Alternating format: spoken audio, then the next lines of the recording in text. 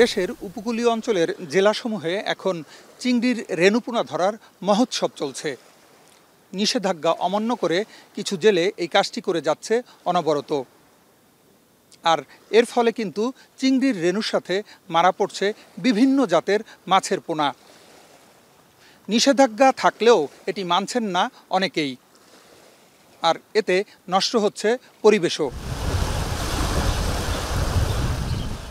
বরগুনার পাথরঘাটা উপজেলার বিষখালী নদী সংলগ্ন কালমেখা গ্রামের বাসিন্দা শামীম, নজরুল ও শাহ আলম প্রতিদিন সকাল সন্ধ্যা নদীতে মশারির তৈরি নেট দিয়ে শিকার করেন চিংড়ির রেণু। প্রতিটি রেণুর দাম 1 থেকে 1.5 টাকা হিসাবে দৈনিক আয় 500 থেকে 1000 টাকা। পেটের দোহাই দিয়ে নিষেধাজ্ঞা মানছেন না শামীম, নজরুল ও শাহ আলমের মতো অনেক জেলে। মাছটার নাম হলো রেণু মাছ, যাকে বলে গলদা চিংড়ি। এই মাছটা এই 3 মাস আহরণ হয়। রাইতে আর দিনে ধরি, তাই আমরা ধরি 2 ঘন্টা 2.5 ঘন্টা, মনে করেন 2 টান দিছি আর 1 টান দিব শেষ। ধরেন আমার জায়গা জমি নাই, কিছু না, এইটা ধরি আমি পেটের সংসার চালাই। বঙ্গোপসাগর সংলগ্ন নদীগুলো বাগদা চিংড়ির অন্যতম উৎস। মশারির নেট দিয়ে এই রেণু শিকার করেন জেলেরা। নেটের জালের ফাঁস এতটাই ছোট যে শুধু চিংড়ি নয়, অন্যান্য মাছের পোনাও আটকে যায় এতে।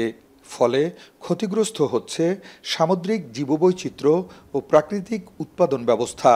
জেলেদের সচেতনতা বৃদ্ধি ও বিকল্প কর্মসংস্থানের ব্যবস্থা করা গেলে সমস্যার সমাধান হতে পারে বলে মনে করেন এই মৎস্য কর্মকর্তা।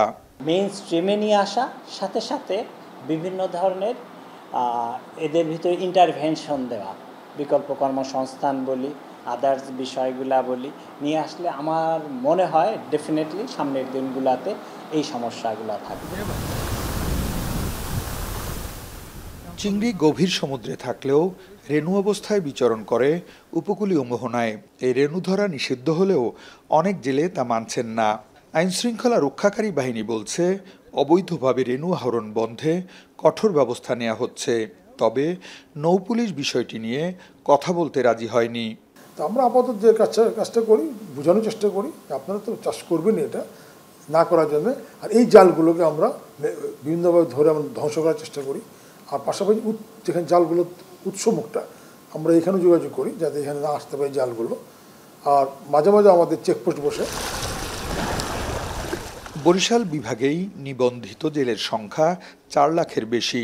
2000 সাল থেকে প্রাকৃতিক উৎস থেকে রেণু ধরা নিষিদ্ধ হলেও বাস্তবে তা বন্ধ হয়নি। মৎস্য বিশেষজ্ঞদের মতে বাংলাদেশের সমুদ্র উপকূলে রয়েছে প্রায় 475 প্রজাতির মাছ, যাদের প্রজনন স্থল এই উপকূলীয় অঞ্চল। ফিরদাউস সোহাগ, এখন, বরগুনা।